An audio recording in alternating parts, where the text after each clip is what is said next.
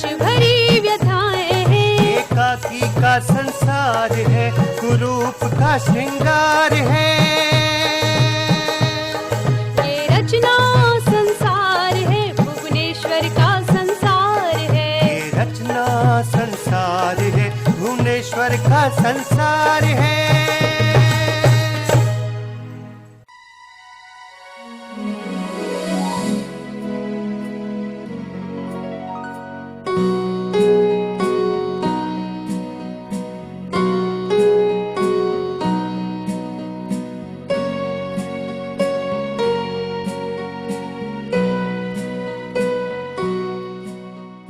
Software योजना के अंतर्गत यह कार्यक्रम एक श्रद्धांजलि है सुविख्यात नाटककार भुवनेश्वर प्रसाद को।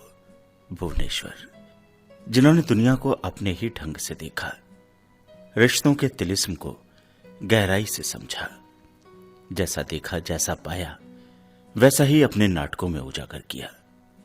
भुवनेश्वर की पहचान राष्ट्रीय स्तर पर तो तभी हो गई थी जब मुंशी प्रेमचंद द्वारा निकाले जाने वाली पत्रिका हंस में उनकी 2 रचनाएं प्रकाशित हुईं। फरवरी 1934 में शैतान, मार्च 1934 में एक साम्यहीन साम्यवादी के नाम से 2 एकांकी, और फिर अक्टूबर 1934 में कहानी मौसी प्रकाशित हुई। मार्च 1935 में भुवनेश्वर के 2 और एकांकी रोमांस रोमांच, लॉटरी तथा एक अन्य कहानी हाय रे मानव हृदय प्रकाशित हुई। वर्ष 1935 में ही लीडर प्रेस प्रयाग से उनका एकांकी संग्रह कारवां नाम से छपा। इस संग्रह को व्यापक चर्चा मिली, खूब सराहना भी हुई। कई साहित्यिक गोष्ठियों में भुवनेश्वर का यह एकांकी संग्रह चर्चा का केंद्र भी रहा। अब इससे अधिक और क्या कि जून 1935 के हंस में मुंशी प्रेमचंद ने लिखा, कारवां एकांकी संग्रह हिंदी साहित्य के इतिहास में एक नई प्रवृत्ति का प्रवर्तक है, जिसमें बार्नार्ड शॉ और ऑस्कर वाइल्ड का सुंदर समन्वय है। हमारे जीवन के गुप्त रहस्यों, प्रेम और भावुकता की आड़ में दिए हुए अंतः विकारों पर ये संग्रह एक ऐसा निर्दय प्रकाश डालता है कि उसको ताकते हुए भी डर लगता है। संभाषण में जगह जगह लेखक की प्रखरता और बुद्धि की तीव्रता का कायल होना पड़ता है। बात 1936 की है। लखनऊ के रिफाए आम क्लब में अखिल भारतीय प्रगतिशील लेखक संघ की बैठक का आयोजन निर्धारित था। अध्यक्षता के लिए उपन्यास सम्राट मुंशी प्रेमचंद से अनुरोध किया गया था और उन्होंने सहर्ष ही इस अनुरोध को स्वीकार भी कर लिया था। अध्यक्षता के लिए मुंशी प्रेमचंद सरीखे व्यक्तित्व की सहमति मिल जाने से समारोह की गरिमा में वृद्धि होना स्वाभाविक ही था। और खास बात तो तब हुई जब अपने अध्यक्षीय संबोधन में मुंशी प्रेमचंद ने केवल 2 ही लेखकों का जिक्र किया। उनका कहना था, यदि जैनेन्द्र जी में ध्रुवता और भुवनेश्वर में कटुता कम हो तो इनका भविष्य उज्जवल है। रसूल अहमद अबोध के शब्दों में भुवनेश्वर जाति धर्म आदि की वर्जनाओं से पूर्णतः मुक्त थे। इसलिए वो हिंदू, मुसलमान या ईसाई किसी के भी यहां ठहर सकते थे। हिंदी के तो वो जाने माने लेखक थे ही, पर उर्दू पर भी उनका खासा अधिकार था। उनकी अंग्रेजी भी काफी आकर्षक होती थी। भुवनेश्वर का व्यक्तित्व था ही इतना अधिक प्रभावशाली कि वो कहीं भी पहुंच सकते थे और अपनी जगह बना लेते थे। जून 1936 में भुवनेश्वर मित्रों के साथ एसटी हॉस्टल में रहे और इस दौरान भुवनेश्वर ने अपना ध्यान अंग्रेजी कविताओं पर केंद्रित किया। 1936 में ही कुछ अंग्रेजी कविताओं की रचना की और उन कविताओं को वर्ड्स ऑफ पैसेज के रूप में ज्ञान प्रकाश जौहरी जी को समर्पित किया। यह प्रकाशित अंग्रेजी कविताएं भुवनेश्वर की हस्तलिपि में आज भी सुरक्षित हैं। भुवनेश्वर अब जानी मानी साहित्यिक पत्र पत्रिकाओं के उत्कृष्ट एवं सम्मानित लेखकों की श्रेणी में सम्मिलित हो चुके थे। प्रमुख पत्र पत्रिकाएं उनके लेख, एकांकी और कविताओं को प्रकाशित करने के प्रति लालायित रहते। सितंबर 1936 में भुवनेश्वर का एकांकी मृत्यु हंस पत्रिका में छपा। माधुरी के नवंबर 1936 के अंक में भुवनेश्वर के 2 लेख प्रकाशित हुए जो उन्होंने निराला और मुंशी प्रेमचंद पर लिखे थे। निराला पर लिखे उनके लेख की व्यापक प्रतिक्रिया हुई और उस पर कई टिप्पणियां पत्र पत्रिकाओं में आईं। निराला जी ने स्वयं भी इस लेख का तीव्र विरोध किया। इन्हीं सब कारणों से भुवनेश्वर को काफी कठिनाइयों का सामना करना पड़ा। इन परिस्थितियों ने भुवनेश्वर के भावुक मन पर गहरा आघात पहुंचाया। कैसा दौर है ये, अपनी बात कहना भी कितना मुश्किल हो गया है। वही भुवनेश्वर जो कभी पत्र पत्रिकाओं का प्रिय लेखक रहा, आज बेगाना सा हो गया। अब उन्हें मेरी और मेरी रचनाओं की शायद कोई आवश्यकता ही नहीं। तभी तो सब के सब मेरी रचनाओं को एक एक करके वापस लौटा रहे हैं। सब समय का दोष है। मुश्किल समय में तो साया भी साथ छोड़ देता है। फिर ये तो उगते सूरज को सलाम करने वाले लोग हैं। करते रहे मेरी उपेक्षा, ना दे सम्मान मेरी रचनाओं को। मैं हालातों से बिल्कुल समझौता नहीं करूंगा। विचलन का ये दौर कुछ दिनों तक यूं ही जारी रहा। भुवनेश्वर ऊपर से तो कुछ जाहिर नहीं करते, पर भीतर ही भीतर तिलमिलाहट उन्हें घेरे रहती थी। 1937 तक ऐसा ही चलता रहा। 1937 में भुवनेश्वर की एक कहानी माँ बेटी हंस पत्रिका में प्रकाशित हुई।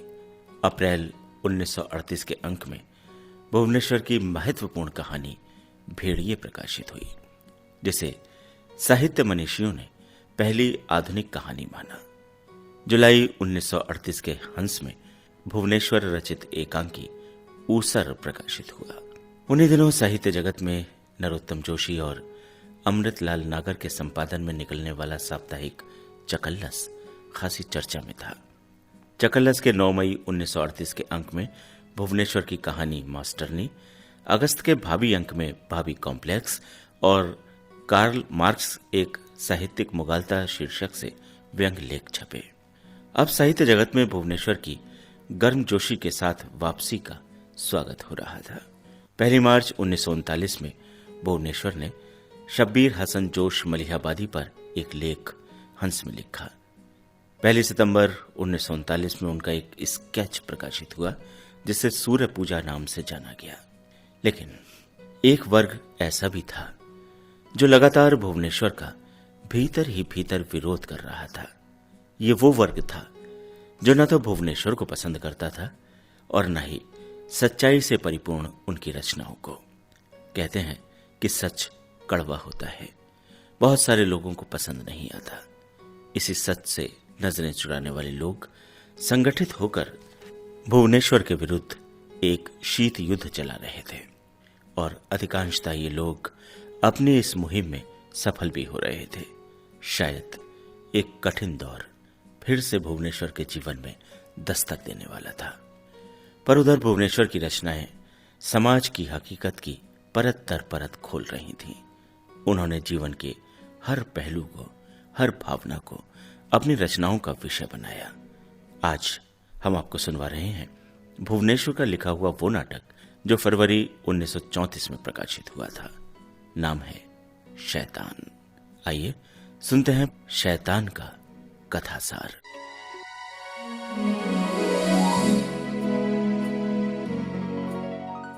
शैतान एकांकी में मुख्य रूप से 3 पात्र हैं।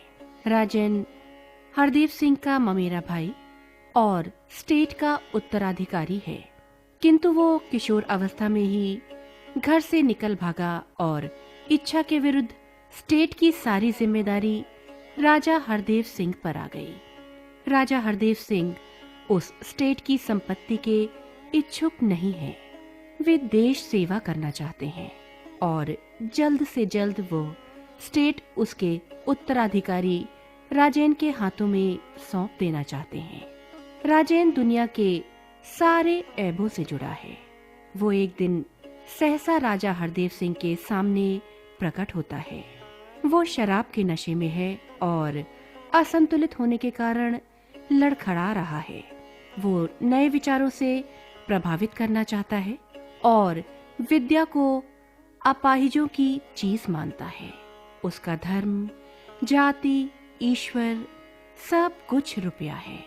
आनंद और शक्ति के लिए जीने वाले राजेन के जीवन में श्रद्धा का कोई स्थान नहीं है और न ही उसको उसकी आवश्यकता है। वो नितांत भौतिकवादी नवयुवक है जिसके जीवन का कोई लक्ष्य नहीं, कोई मर्यादा नहीं, कोई सिद्धांत नहीं। वो उन असंख्य नवयुवकों का प्रतिनिधित्व करता है जो केवल अपने लिए जीना चाहते हैं। वो किसी भी चीज को गिरवी डालकर उसकी राशि खर्च करने में भी लज्जा महसूस नहीं करता, किंतु वो किसी का एहसान भी नहीं लेना चाहता। इसलिए जब हरदेव सिंह उसे स्टेट की संपत्ति संभालने के लिए आग्रह करते हुए कहते हैं कि देश सेवा के लिए मेरे सिर से इस बला का टलना जरूरी है, तो वो व्यथित हो उठता है। राजेन धन की महत्ता प्रदर्शित करने वाला पात्र है। देश सेवा जैसे महत्वपूर्ण लक्ष्य की पूर्ति भी बिना धन के संभव नहीं मानता। जीवन के कड़वे सच को भुवनेश्वर ने अपने पात्रों से कहलाते हुए धन की महत्ता का गुणगान कराया है। धन की महत्ता और धन लोलुप लोगों द्वारा अपने सिद्धांतों और आदर्शों की बलि दे देना आज की स्वाभाविक घटनाएं हैं।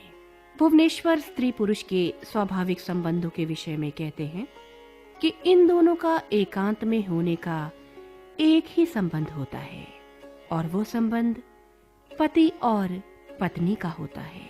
स्त्री को समझना कठिन बताते हुए एक स्थान पर ऐसे संवादों की आयोजना की गई है जिससे स्त्री के अंतर्मन में झांकने का अवसर मिलता है। जो स्त्री राजेन से प्यार की कल्पना तक को अस्वाभाविक मानती थी, वो सार्जेंट द्वारा हरदेव सिंह के स्थान पर राजेन द्वारा गिरफ्तारी दे जाने के फलस्वरूप उसके गले में बाहें डालकर उसके होठों को चूम लेती है। भुवनेश्वर स्त्री पुरुष संबंध तथा विवाह बंधन की विडंबनाओं को उजागर करने में पूर्ण रूपेण सफल रहे हैं।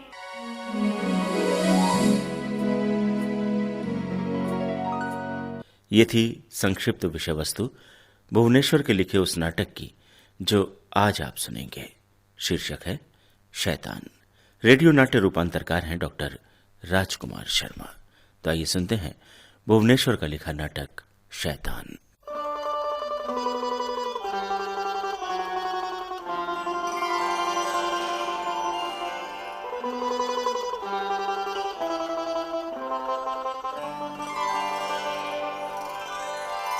राजेंद्र कल शाम को भी चला होगा तो आज आ जाएगा। कैसे आ जाएगा? क्या उड़कर आएगा? तार कब का चला हुआ है? कल सवेरे का भाई। तो अब तुम क्या करने को कहती हो? मैं क्या जानू जी, मैं तो पहले ही मना करती थी कि तार मत भेजो। खैर अब क्या करना चाहिए? हालांकि बिल हमारे नाम है, पर न्याय से तो यह सब उसी राजेंद्र सिंह यानी राजेन का है। इतने वर्षों तक वो क्या करता रहा? उसके धर्म कर्म का भी कुछ ठिकाना है? अब तो राजेन आ ही रहा है और अपने भी मित्रों से बैरी ही अधिक है। अधिकारियों से भी मैंने वैमनस्य ही सा कर रखा है। मैं तो रूखे सूखे में ही प्रसन्न थी और हूँ। मुझे धन, ऐश्वर्य और ये रियासत ना चाहिए थी और ना है। तुम जिसमें सुखी हो उसमें ही मेरा सुख है। यदि उसने अपना धर्म बदल दिया है तो वो रियासत नहीं पा सकेगा। परमात्मा जाने कब से तो वो लापता था, क्या जाने अब वो मर। कब से क्या 10-11 साल हो गए होंगे। 16 वर्ष की आयु में वो यहाँ से भाग गया था। अब तो 26-27 साल का हो गया होगा। कैसा विचित्र लड़का है। दुनिया का कोई ऐसा ऐब नहीं जो उसमें ना हो। मामा जी से दुख में घुलकर मर गए। मैंने तो उसे जब देखा कितना सुंदर और होनहार था, पर विधाता के खेल। यदि उसने धर्म बदल दिया? उसका क्या ठीक, वो संसार में कुछ भी कर सकता है। अरे वो देखो तो, कोई युवक शराब के नशे में लड़खड़ाता हुआ आ रहा है। अरे आओ आओ आओ, जरा संभल के बैठो बैठो। क्या मैं अपने पिता के भांजे और उत्तराधिकारी राजा हरदेव सिंह से बात कर रहा हूँ? अवश्य, तुमने ठीक पहचाना। तुम क्या राजेन हो? कब आए? सवारी तो स्टेशन पर ना मिली होगी। घर की सवारी, मेरा मतलब। ये क्या भाभी साइमा है? हाँ, लेकिन क्यों? तुम कितने दिनों बाद आए हो राजेन? तुम्हारा मन कैसा हो रहा होगा? कैसे भी नहीं, मेरे लिए तो समय गति विहीन है। मेरे लिए तो दुनिया जैसी 10 वर्ष पहले थी वैसे ही अब भी है। देखता हूँ तुमने काफी विद्या ग्रहण कर ली है। विद्या वो अपाइजों के लिए होती है, मैंने तो जीवन का रहस्य जान लिया है। तो अब तुम्हारा क्या इरादा है मामा जी की मृत्यु के बाद? मेरा इरादा? मैं अभी से क्या कह दूं? हम लोग जानना चाहते हैं कि तुम्हारा क्या धर्म है। मैं एक बड़े स्टेट का उत्तराधिकारी हूँ, यही मेरा धर्म है। मैं ये पूछती हूँ कि तुम हिंदू हो? मैं ये नहीं कह सकता, मैं ये नहीं जानता हिंदू किसको कहते हैं। तुम्हारा ईश्वर पर, आर्य, संस्कृत और अपने पूर्वजों के धर्म पर विश्वास है? भाभी जी, हम तुम्हारा धार्मिक विश्वास पूछते हैं। तुम हिंदुओं के ईश्वर को मानते हो? मैं कैसे ईश्वर को मानता हूँ जो समस्त मानव धर्म और जाति का विधायक और पोषक है? ब्रह्मा? रुपया। तुम ब्रह्मा, विष्णु और महेश के प्रति श्रद्धा रखते हो? मैं देखता हूँ कि मेरे या अपने दुर्भाग्य से तुम उन स्त्रियों में से हो जो अच्छी कही जाती हैं। प्रिय भाभी, हमारे जीवन में श्रद्धा का स्थान ही नहीं है, उसकी आवश्यकता ही नहीं है। मैं जीवन के लिए, आनंद के लिए और शक्ति के लिए जी रहा हूँ।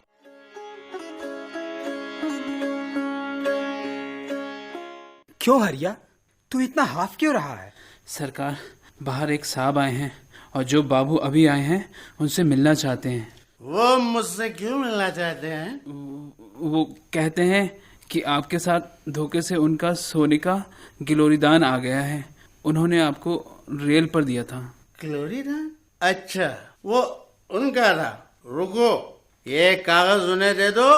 ये दुकान चौक में है, 50 रुपए देकर वो इस गिलोरीदान को छुड़ा सकते हैं। उनसे कह दो। अच्छा देखो भाई, मामा जी ने बिल हमारे नाम की थी, पर मुझे तुम्हारा ये कुछ नहीं चाहिए। तुम्हें मालूम है, मैं देश के लिए अपना सब कुछ बलिदान कर सकता हूँ। मेरे सिर से ये बला टलेगी।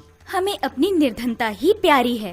तुम नास्तिक हो, अधार्मिक हो, मैं कहूँगा तुम मक्कार हो। तुम पागल तो नहीं हो गए हो राजेन?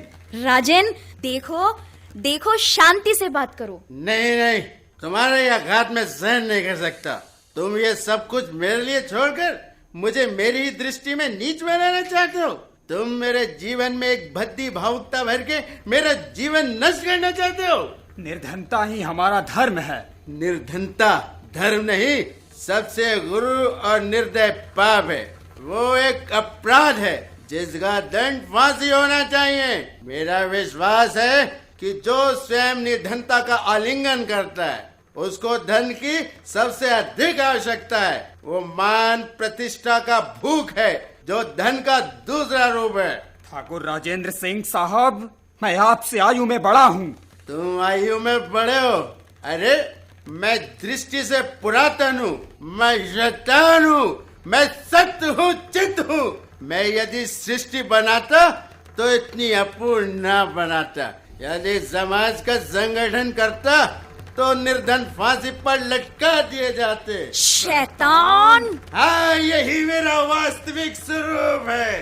पहले मैं उससे डरता था, दूर भागता था, अर्थात अपने आप से दूर भागता था।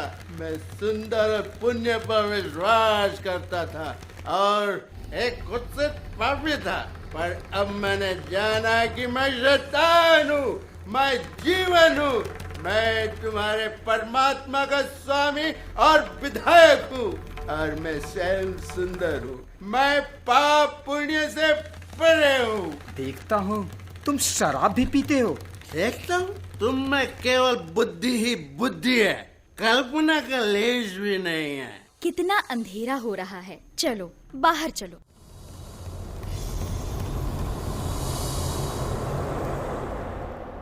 अभी रात के 8 बजे हैं और अंधेरा काफी घेराया है। अंधेरा यही नहीं, हमारे जीवन में भी है। यहाँ क्या करेंगे? हम लोग हरिद्वार चले जाएंगे। क्यों? हम तुम्हारी छाया से बचना चाहते हैं। क्यों? हमारे आत्मा है, हम उसका धन और ऐश्वर्य के लिए हनन नहीं कर सकते। क्या तुम समझते हो मेरे आत्मा नहीं है? नहीं, तुम में शब्द है। शब्द शब्द शब्द शब्द शब्द और संज्ञा के अतिरिक्त इस संसार में और क्या है? कुछ भी हो, तुम अपना सब कुछ संभालो भाई। मैं निर्द्वंद होकर देश की सेवा करना चाहता हूँ। इसके लिए तुम्हें धन की आवश्यकता है। इसके लिए सच्चाई, पवित्रता, विवेक और बलिदान की आवश्यकता है। मैं अपने धन से तुम्हारी बड़ी से बड़ी राजनीतिक संस्था को खरीद सकता हूँ। तुम जीवन को उतना ही कम समझ पाते हो जितना मैं तुम्हें। मैं स्वयं जीवन हूँ, विश्व आत्मा मेरी आत्मा का अंश है। मैं तुम्हारे पागलों की सी बातें नहीं सुन सकता। अरे आप जा कहाँ रहे हैं? वो किसी काम से गए हैं। आपने मुझे पहले भी देखा था? नहीं, मैं तुम्हें नहीं जानती। तुम्हें कौन जान सकता है? तुम स्वयं ही अपने अपवाद हो। खैर, इन बातों को छोड़ो। मैं स्वयं अपने आप को नहीं जानता और न मुझे जानने की आवश्यकता है। इस समय मुझे प्रतीत होता है कि मुझ में और तुम में कुछ समानता है। मुझ में और तुम में समानता? क्यों, क्या हुआ? रावण राम में भी तो कुछ समानता थी। दोनों सीता को चाहते थे। मुझे विश्वास है कि तुम मुझे जानती हो। तुम चुप रहो, मैं तुम्हें नहीं जानती। यदि तुम ना चुप होगे तो मैं यहाँ से चली जाऊंगी। लोगों ने मुझसे कहा तुम्हारी एक आत्मा है। जैसे माता अपने उन्नीदे बालक को हवा के डराती है, वैसे ही संसार में मुझे आत्मा और परमात्मा के हवा से डराना चाहा। मैं स्वयं अपने आप से बहुत दूर चला गया। पाप मेरे लिए एक वर्जित फल था। मैंने इसे लुककर छिपकर चखा और अपने जीवन के एकत्र भाव को नष्ट कर दिया। मैं अब स्वयं में पाप हूँ, मैं सत्य हूँ, चित्त हूँ। मैं स्वयं विश्व की व्यापक आत्मा हूँ, क्योंकि मैं ही उसे पूर्ण बनाता हूँ। तुम पागल हो।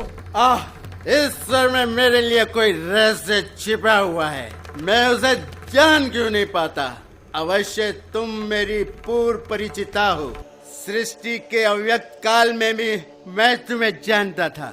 मैं न जाने कब से तुम्हें पहचानने की चेष्टा कर रहा हूँ। तुमने मुझे आज पहली बार देखा है।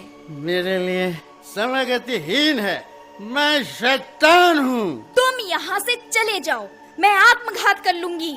नवाब सिंह, ओ नवाब सिंह! कुछ नहीं, तुम रात्रि के समान रहस्यमयी हो। तुम संसार के पापों की नग्न स्वरूप हो।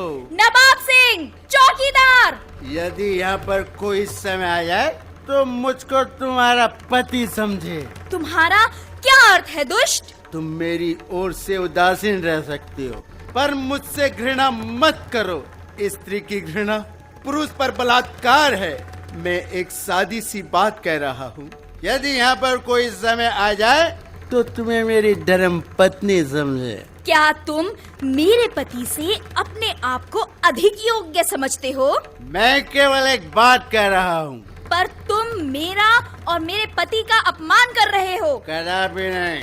तुम अवश्य अपने आप को मेरे पति से अधिक योग्य समझते हो। तुम कह रहे थे कि मुझ में और तुम में समानता है। ये ठीक है, ठीक है। हम दोनों ही तुम्हारे अयोग्य हैं। और क्यों?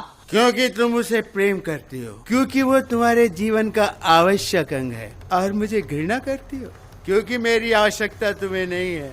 यदि तुम्हारे बिना मेरा जीवन नितांत असंभव भी हो जाए तब भी मैं तुम्हें प्रेम ना करूंगी। पर नहीं, मुझे ये ना चाहिए। तुम्हारे हमारे बीच प्रेम का जिक्र तक होना अस्वाभाविक है। क्यों, हम दोनों एक दूसरे को नहीं पहचानते? अरे ये तो सार्जेंट आ गया। तुम दो यहीं खड़े रहो, दो मेरे साथ आओ, बाकी दरवाजे पर चले जाओ। इधर उधर भी निगाह रखना। मैं बादशाह सलामत के नाम पर आपको राजद्रोह के अपराध में गिरफ्तार करता हूँ। ठाकुर हरदेव सिंह आपका ही नाम है? मैं तैयार हूँ। हाँ, ये मेरा ही नाम है सार्जेंट। अरे सुनती हो, जरा मेरी गांधी टोपी उठा कर देना। टोपी लगा लूं तो चलूं सार्जेंट? अब ठीक है, अब चलिए। महात्मा गांधी की जय। यह सरकारी आज्ञा है, पर हमें इतनी जल्दी नहीं। आप अपना बंदोबस्त कर लीजिए, अपनी पत्नी से विदा ले लीजिए। इसकी क्या आवश्यकता है? अभी तो मुकदमे में ही कितने दिन लग जाएंगे। हाँ, घबराने की कोई बात नहीं। मुझे खेद है, मुझे कहना तो ना चाहिए, पर मैं आपसे कह देता हूँ कि सवेरा होते होते आप लोग एक अज्ञात स्थान पर भेज दिए जाएंगे। फिर कब तक लौटेंगे? कह नहीं सकता, शायद ना भी लौटें। सुनती हो, देखो घबराने की कोई बात नहीं है। हमारे उन मित्रों को जो यहाँ थे चेता देना कि हम दोनों ही तुम्हारे अयोग्य हैं। अच्छा विदा। तुमसे लिपटकर एक बार रोना चाहती हूँ। अच्छा विदा।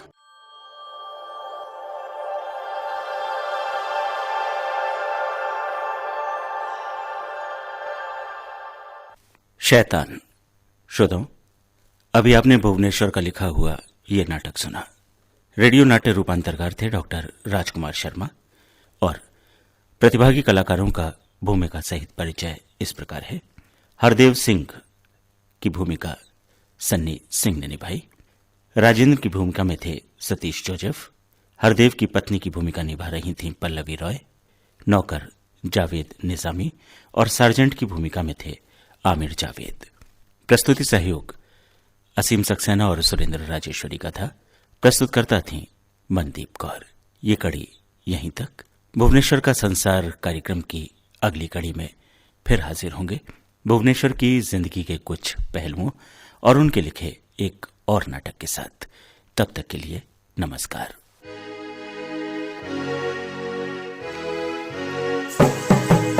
जीवन की कथाएं हैं, सच भरी व्यथाएं हैं। एकाकी का संसार है, कुरूप का श्रृंगार है। ये रचना संसार है, भुवनेश्वर का संसार है। ये रचना संसार है, भुवनेश्वर का संसार है।